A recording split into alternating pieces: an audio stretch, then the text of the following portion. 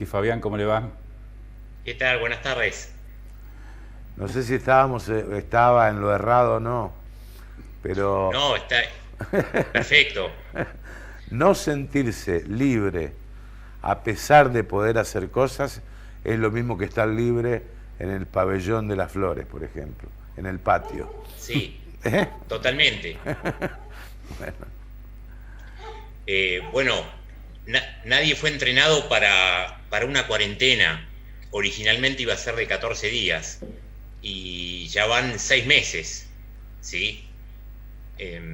Uno está viendo las investigaciones, por ejemplo, hay una muy buena que hizo la Facultad de Psicología de la Universidad de Buenos Aires, que hace comparaciones, por ejemplo, los efectos psicológicos a los 14 días de la cuarentena, a los 2 meses de la cuarentena, y va viendo cómo se van agravando los cuadros psicológicos, ¿sí? Eso es de alto impacto para todos los que nos dedicamos a la psicología, porque vamos viendo el deterioro en la salud mental.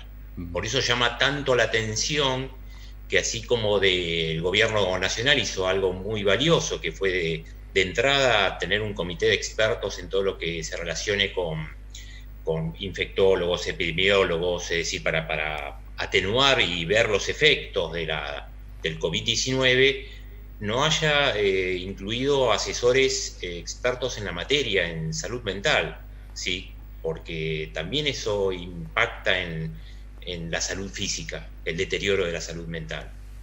Fabián, ¿cuáles son los cuadros que se están viendo o que se han visto en función de los estudios a los que usted ha accedido? ¿Cuáles son los estadios que se han dado y qué es lo que quizás los profesionales ven en sus consultorios o en la atención online que también ha tenido que aplicarse después de estos 6 meses? Sí, por ejemplo, el otro día estaba viendo un dato, eh, se han incrementado, haciendo una comparación en el caso de la medicación, por ejemplo, haciendo una comparación entre el primer semestre del 2019 versus el primer semestre del 2020. Por ejemplo, subieron un 7% los antidepresivos, ¿sí? Un 10% los ansiolíticos, y estamos en un 10-12% los antipsicóticos, ¿sí? Obviamente que muchos psiquiatras y médicos deben recetar por un tema de prevención, pero indudablemente empiezan a aparecer algunos cuadros muy complicados, ¿sí? Se incrementaron muchísimo las denuncias por violencia de género, por violencia en el hogar, se incrementó muchísimo el alcohol, ¿sí? Por ejemplo, al comienzo alcohol y tabaco, pero el tabaco fue disminuyendo y ahora hay un mayor incremento del uso de alcohol, entre otras sustancias, ¿sí?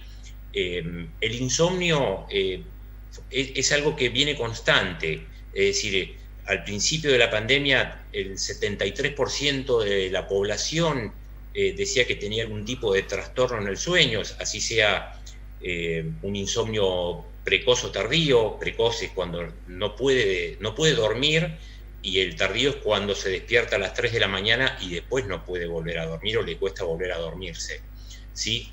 Por ejemplo, en la actualidad el 76% de la población padece trastornos del sueño.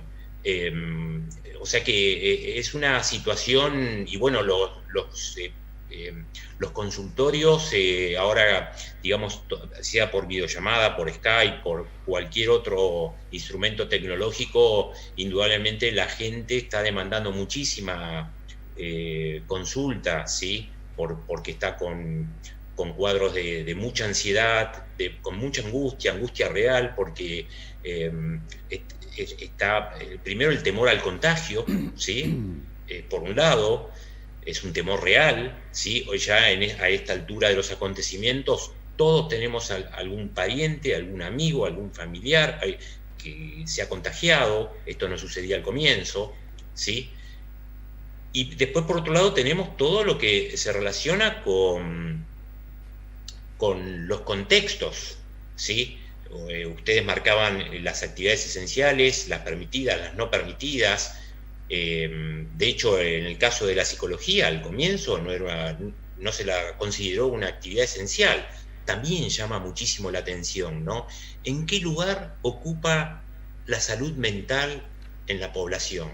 La verdad que es un signo de interrogante, ¿no? ¿Sí? Fabián, bueno, distintos países han ensayado fórmulas, cuarentenas intermitentes, bueno, cuarentenas largas. Esta es la más larga del mundo. Es decir, pero también hay otro factor que me imagino debe ser un factor clave en la psicología, que es la separación generacional y familiar. Es decir, ¿cómo afecta este tema cuando algunos países dicen, bueno, pero la población de riesgo no tiene que estar con los jóvenes y es su nieto, es su sobrino, es el yerno, con quien quieren tener algún grado de comunicación, la prohibición de los no convivientes en una reunión afectiva? Es decir, ¿cómo afecta ese tema personalmente, más allá de la angustia y de la incertidumbre, digo, ¿no? Sí, esto ha repercutido muchísimo y de hecho se genera un daño en los vínculos afectivos que en algunos casos es muy difícil de conciliar. Hay personas muy mayores, algunas personas han fallecido, muchos familiares no han podido despedir a sus familiares. El caso que ustedes mencionan en relación a los abuelos con los nietos forman parte de ese patrimonio afectivo que todo abuelo quiere tener. Esto ha implicado una ruptura forzada de los vínculos. Algunos criterios son muy difíciles de comprender por qué en algunos casos se pueden reunir, en otros casos no.